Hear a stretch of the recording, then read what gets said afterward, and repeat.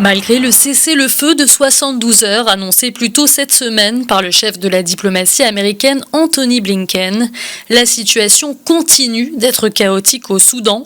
Les affrontements continuent de faire rage à Khartoum. Tôt dans la journée de mercredi, des avions de chasse ont survolé la banlieue nord de la capitale après le retentissement de tirs d'artillerie lourde menés par les paramilitaires. Sur place, la population est prise au piège. Les organisations internationales redoutent déjà la catastrophe humanitaire.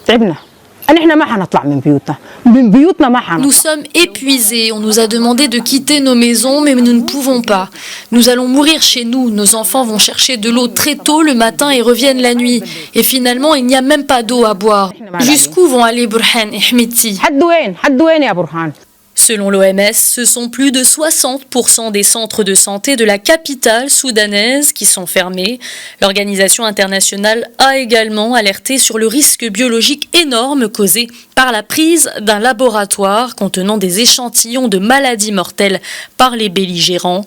De son côté, la communauté internationale n'a de cesse de tirer la sonnette d'alarme. L'ONU a d'ailleurs clairement fait part de son inquiétude concernant le sort des civils.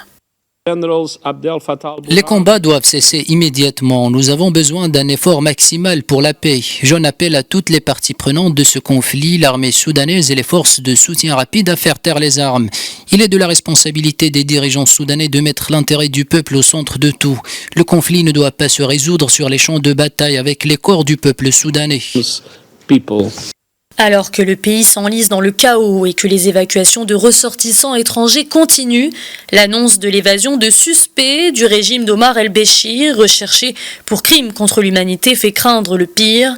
Béchir, sous le coup d'un mandat d'arrêt de la Cour pénale internationale, est quant à lui toujours dans un hôpital sous la garde de la police judiciaire, selon l'armée soudanaise.